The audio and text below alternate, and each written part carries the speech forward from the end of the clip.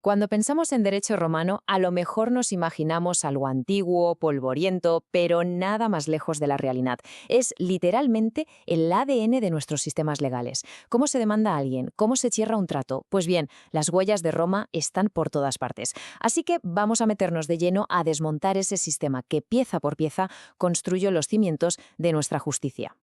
A ver, imagínate esto por un momento. Estás en un tribunal y da igual si tienes razón o no.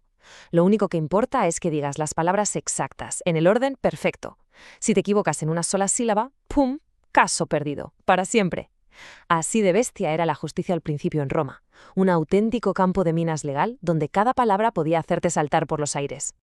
Vale, ¿qué vamos a ver hoy? Primero, cómo se demandaba en la antigua Roma. Segundo, nos vamos a meter en la anatomía de un trato, cómo se hacían.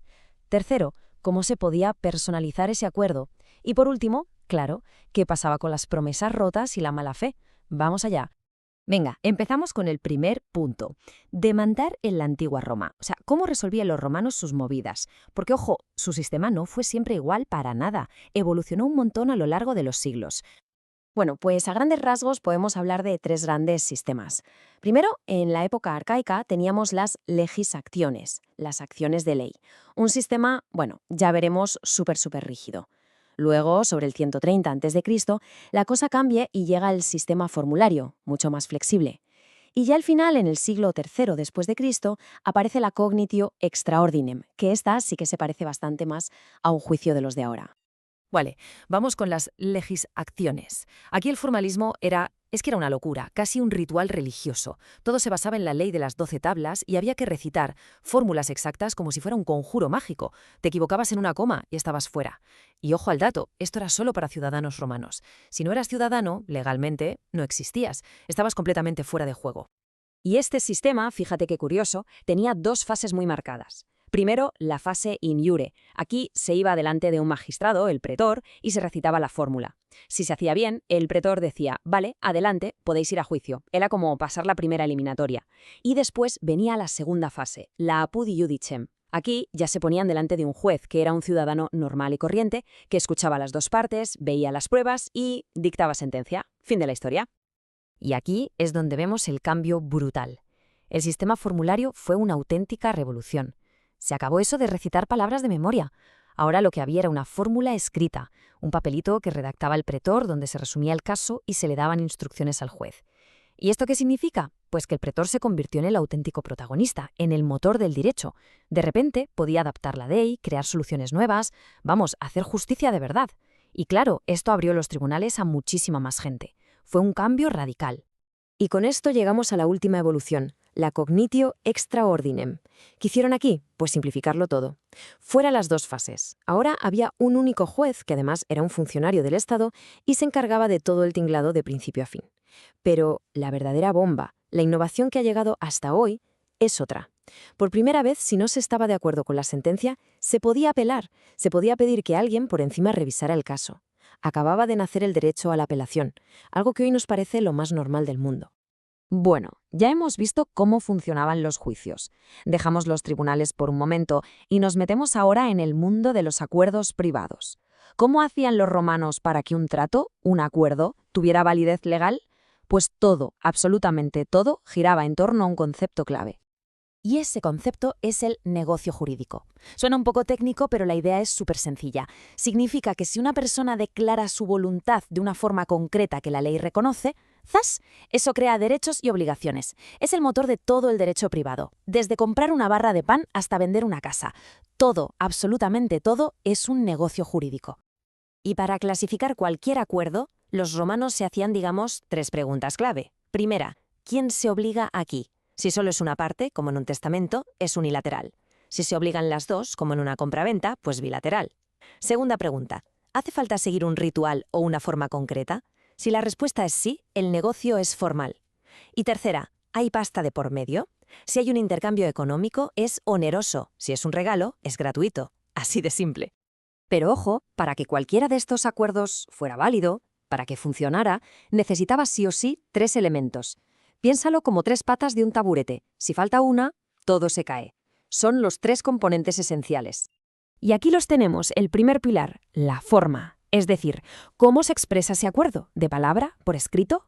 El segundo pilar, el contenido. ¿Qué es lo que se acuerda? Y esto, claro, tenía que ser algo posible y legal. No se podía acordar vender la luna, por ejemplo. Y el tercer pilar, que es súper importante, la causa. La causa es, sencillamente, el porqué económico-social del trato.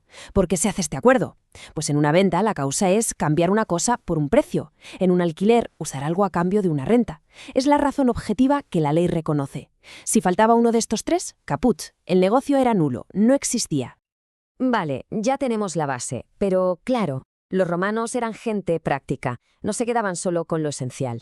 Tenían un montón de herramientas para, digamos, tunear los acuerdos, para adaptarlos justo a lo que se necesitaba. Y esto lo hacían añadiendo cláusulas especiales. A estas cláusulas las llamamos elementos accidentales. No son obligatorias para que el acuerdo exista, pero son como los extras que se le ponen a un coche. Eran la caja de herramientas para personalizar el contrato. Y las dos más importantes, sin duda, eran la condición y el término. Dos formas de jugar con el tiempo. La diferencia carece una tontería, pero es fundamental. Una condición depende de un hecho futuro e incierto. El ejemplo clásico, te pagaré 100 si llega la nave de Asia. ¿Llegará? A lo mejor sí, a lo mejor no. Es incierto. En cambio, el término o plazo es un hecho futuro pero cierto. Te pagaré el 1 de marzo. El 1 de marzo va a llegar, seguro, no hay duda. Y esta distinción tan sencilla sigue siendo, a día de hoy, la base de muchísimos contratos. Pero fíjate en este caso, que es un poco enrevesado. Te lego mi villa siempre que no vuelvas a casarte. Esto es una condición negativa, si no haces algo. Y esto generaba un problema legal tremendo. A ver, ¿cuándo cobra la herencia la viuda? ¿Tenía que esperar a morirse para demostrar que efectivamente no se había vuelto a casar? Era un lío monumental, una incertidumbre jurídica que no podía ser. Y aquí es donde se ve la genialidad práctica de los romanos. ¿La solución? Inventarse la cautio muciana. ¿Y qué era esto? Pues muy fácil. La viuda podía coger la villa desde el primer día, pero, a cambio, tenía que dar una garantía, una cautio, prometiendo que si algún día se volvía a casar, lo devolvería todo. Brillante, una solución súper pragmática para un problema que parecía no tenerla. Venga, vamos con la última parte. Porque hasta ahora todo muy bien, acuerdos, cláusulas, pero ¿qué pasa cuando las cosas se tuercen? ¿Qué pasa cuando la voluntad de una de las partes no es real, cuando hay fuerza, amenazas o engaño de por medio? Pues para esto los romanos tenían un concepto clave, los vicios de la voluntad. La idea es que la voluntad es como el motor del acuerdo. Y si ese motor está viciado, si está defectuoso, si no es libre y consciente porque ha sido forzado, el acuerdo entero está mal. Y ahí es donde la ley tenía que meter mano. Y distinguían principalmente tres grandes vicios, tres rompetratos. El primero, vis. Esto es la violencia física, vamos, a la fuerza bruta. El segundo, metus. Esto es el miedo, la amenaza, la coacción psicológica. No te pegan, pero te amenazan con algo tan grave que al final cedes. Y el tercero, dolus, que es básicamente el engaño, la estafa, la trampa maliciosa para que piques. Vamos a pararnos un segundo en el dolus malus, el dolo malo, porque esto es, ni más ni menos, que el abuelo de nuestro concepto de fraude en los contratos. No valía cualquier mentirijilla, tenía que ser un engaño malicioso, una maquinación hecha a propósito para fastidiar al otro. Y si la víctima lo demostraba, el pretor le daba armas legales para o bien anular el trato o bien pedir una indemnización. Y es que la conexión con el derecho actual aquí es total, es directa. Cuando hoy se anula un contrato por violencia, por intimidación o por dolo, estamos usando exactamente los mismos conceptos que inventaron los romanos, vis, metus y dolus. Su legado no es algo de un libro de historia, está vivo y coleando los juzgados de hoy en día. Al final, lo que hemos visto es un viaje. Un viaje desde unas reglas súper rígidas, casi absurdas, hacia una justicia mucho más flexible, más centrada en la equidad y en lo que la gente quería de verdad. Y la pregunta que queda flotando es, ¿ese viaje ha terminado? ¿O nuestros sistemas legales siguen, hoy mismo, en esa búsqueda constante de una justicia cada vez más humana y más adaptada a la realidad?